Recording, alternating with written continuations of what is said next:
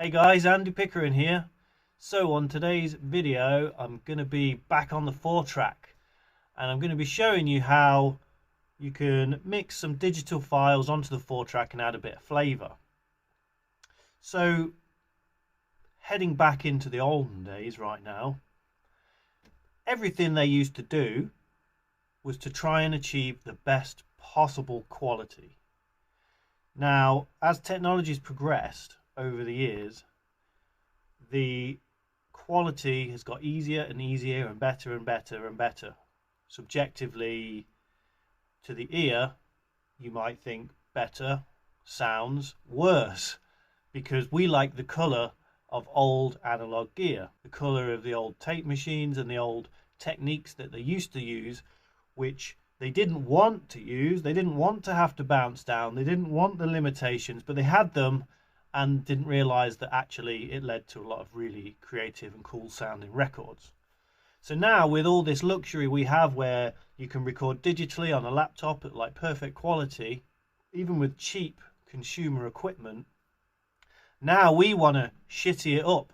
And why do you want to shitty it up? Well, you just want to add some flavor and some vintage kind of tone to things.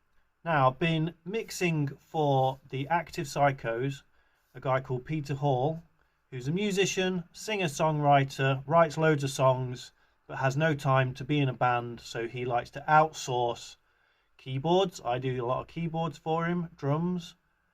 Joe Montague does drums. He has a guitarist. They do all different bits, and it's all done remotely. Peter does his own bits, and we all do it remotely.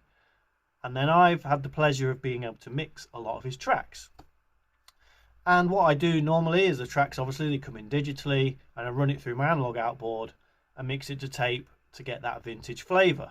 This track came through instrumental, and basically Peter said, you know, I'm not sure what you want to do with this. There's no vocals on it, don't need tape delay, things like that.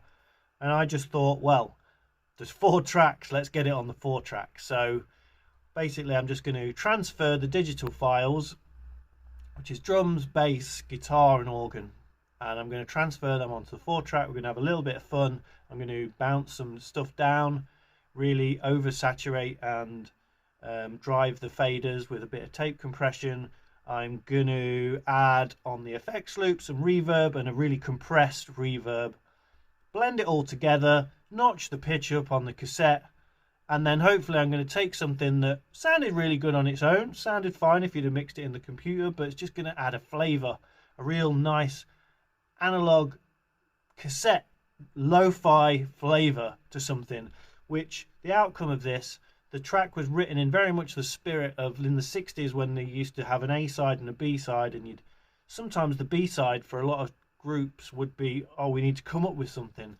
So it's kind of like a jam, instrumental jam, very much in that spirit of 66, 67 kind of era. And I thought, you know, let's try and make it sound like it's cut to a 45 vinyl. And I think the 4-track's going to be a great instrument just to finish this track off. So let's go through the steps and see what we can do. Cheers. Nice one. Okay, so I thought just before I get into this mix, I would just go through the session keyboard that I did for this track. So I was sent initially just a stereo file with a groove. So in listening to that, I came up with the idea of a Hammond on the Nord, but distorted. So I've got my drawbar settings there. You can distort it here through like an amp simulator, and then that runs through the spring reverb and into the session.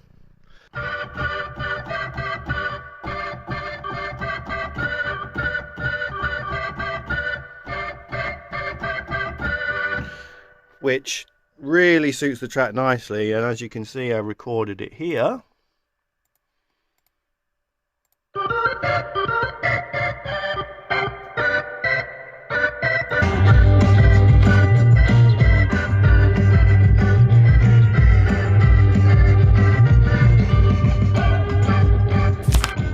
Okay, so here is the Marantz PMD 740 4-track, and I've got the digital files ready to play through it.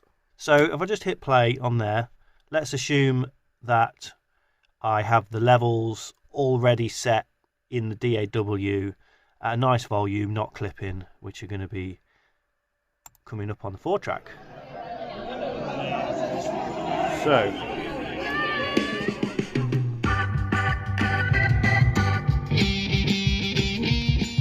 So there we have the 3 elements. There's the bass and drums coming through. So obviously nothing is clipping in the actual DAW, but I'm quite happy to run things hot in the analog world. And there is the organ.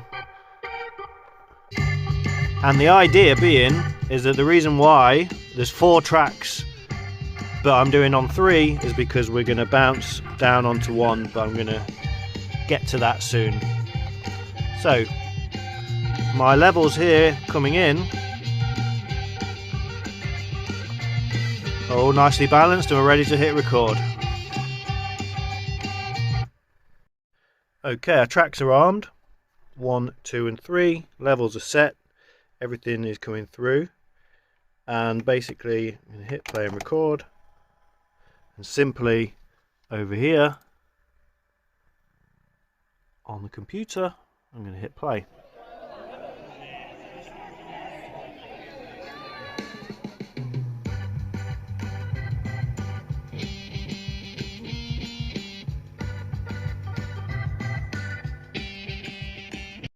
Right, that's on the tape. Hit play. Disarm our tracks.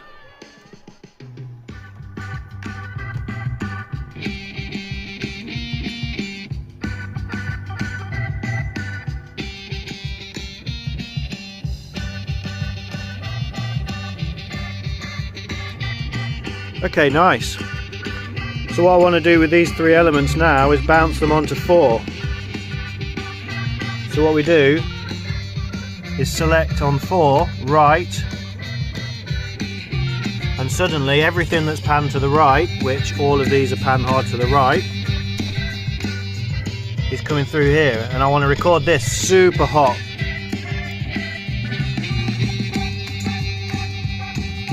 So here we go.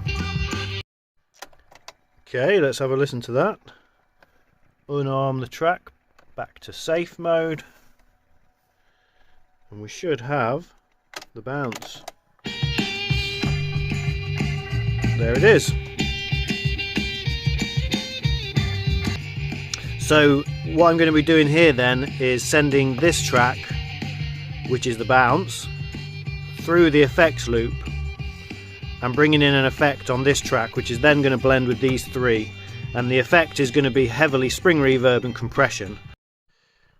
Right, so I've got the effects send here coming from the 4-track. That's going to go into the EQ in. Then I'm going from the EQ out into the spring reverb. Then I'm going out of the spring reverb into the compressor, and then out of the compressor back into the 4-track. Okay, so that's all set up now. So the tracks here, the original tracks, I'm just muting those, and what we're hearing now is just the bounce. And as I add in there a very heavily compressed and reverbed track, so we're going to get that sounding quite extreme. Add in the original elements, and then just as when I mix the track, I'll blend it into taste, and it will just add a flavour that's going to suit this track. And then what I'm going to do, pitch it up And that's it. I'm going to just get this recorded onto a digital file. And it's just some simple analog techniques that just kind of dirty up this track a little bit and give it a more vintage sound.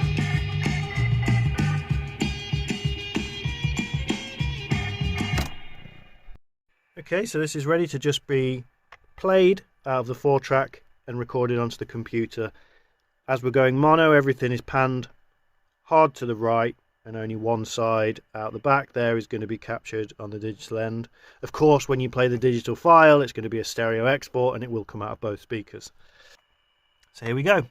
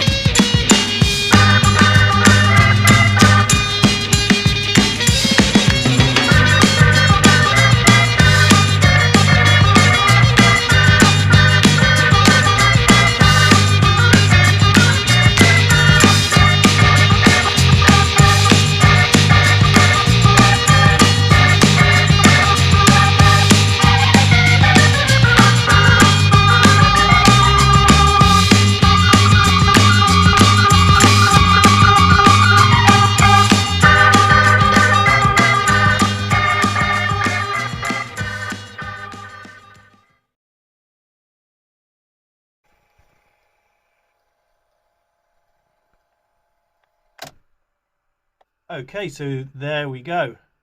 So as you can see, I just used the 4-track in a very simplistic way, and just showing you how you don't need to record on a 4-track in terms of like multi-tracking. You can just use multi-tracks in your computer. There doesn't have to be 4 tracks in a computer to match up with the 4-track cassette.